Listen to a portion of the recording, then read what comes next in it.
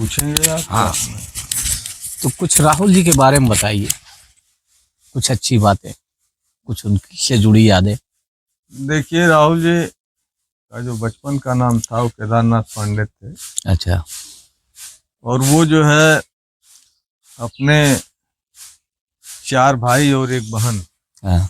में ज्येष्ठ संतान के रूप में अच्छा माता कुलवंती और गोवर्धन पांडे, पिता अच्छा। गोवर्धन पांडे अच्छा के ज्येष्ठ संतान के रूप में उन्होंने जन्म लिया। अच्छा। तो जहाँ तक मैं जानता हूँ, रूढ़िवादी परंपराओं का जो उन्होंने खंडन किया है, हाँ।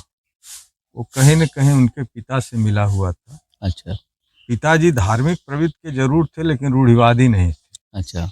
पाखंड से बचते थे। पाखंड से बचते थे। अच्छा। और उस दौर में सामंतवादी काल में भी जो है अच्छा। वो बहुत छुआछूत पर विश्वास नहीं कर हाँ। रहे थे। और मेरे परिवार में तो कभी नहीं रहा। अच्छा। कम से कम मैं अपने दादाजी से, अच्छा मैं राहुल जी के जो दूसरे नंबर के भाई थे पंडित श्यामलाल पांडे, मैं उनका पौत्र हूँ, अच्छा। तो ये नहीं रहा। अच्छा।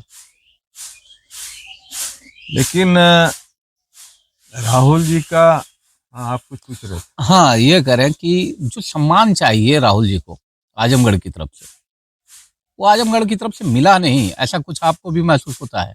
देखिए, उसमें कई चीजें हैं। हाँ। एक तो जो विद्रोही तेवर का होगा, अच्छा। वो राहुल जी को ही आप क्यों लेते हैं? निराला जी को भी हाँ, सम्मान नहीं निराला जी, मिला। हाँ वो कबीर को भी जो सम्मान मिलना चाहिए था वो नहीं मिला। नहीं मिला। तो जो विद्रोही तेवर का होता है, हाँ। सम्मान मिलने के लिए या मेडल मिलने के लिए सत्ता का चारक होना पड़ता है। तो राहुल जी जैसा व्यक्तित्व तो कभी सत्ता का चारक रहा नहीं। अच्छा। दूसरी चीज ये है कि राहुल जी लिखते हैं, तुम्हारी छह, तुम्हारे जात पात की छह, तुम्हारे धर्म की छह, तुम्हारे मिथ्या अपमान की छह, तुम्हारे जोंकों की छह। जोंक उन्होंने कहा है जो पूंजीवादी व्यवस्था के पोषक हैं। अच्छा। उनको जोंक कहा है उन्होंने। अच्छा। तो फिर राहुल जी को सम्मान क्यों दिया जाएगा? राहुल जी तो पुस्तकों में है ना।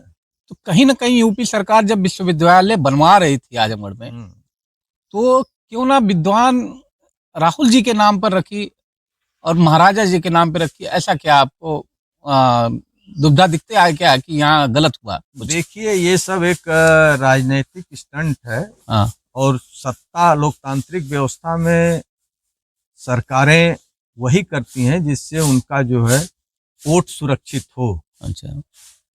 अब इसके इतर जो हमारी धरोहरें हैं, हाँ, उनको भूल जाने का परिणाम ये होगा कि आगे चल के हमारी जो आने वाली पीढ़ी है उसके लिए भुक्त भोगी होगी।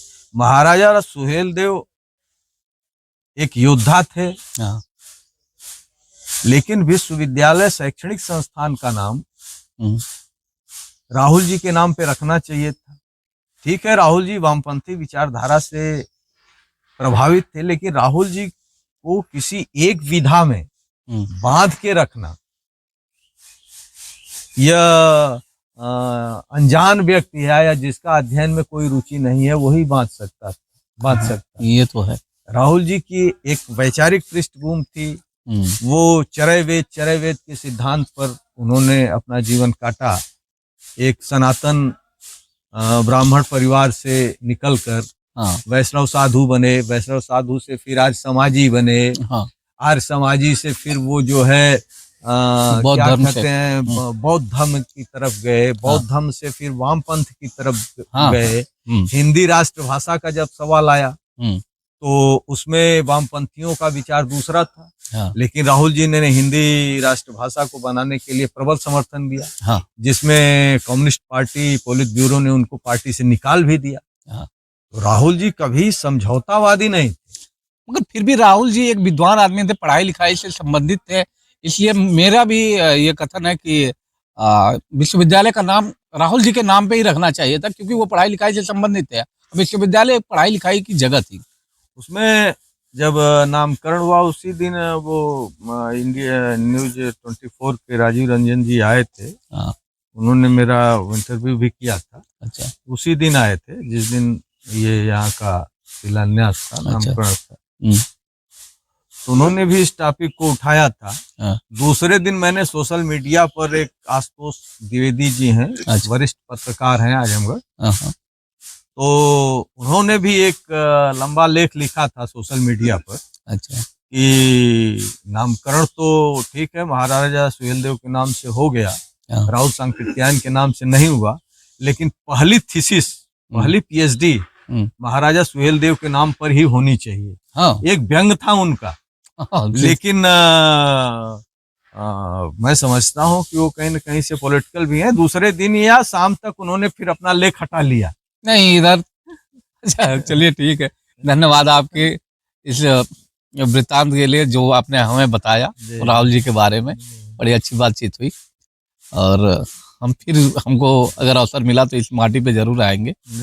हमको बड़ा अच्छा लगा इस जगह आकर और ईश्वर करे कि हमको भी कुछ अंश उनसे, उनका कुछ अंश हमको भी ज्ञान का मिले, मगर अभी तक तो मिला नहीं, उतना हम हुए नहीं, बिंदुवार भी नहीं है और बड़ा अच्छा लगा। धन्यवाद आपका।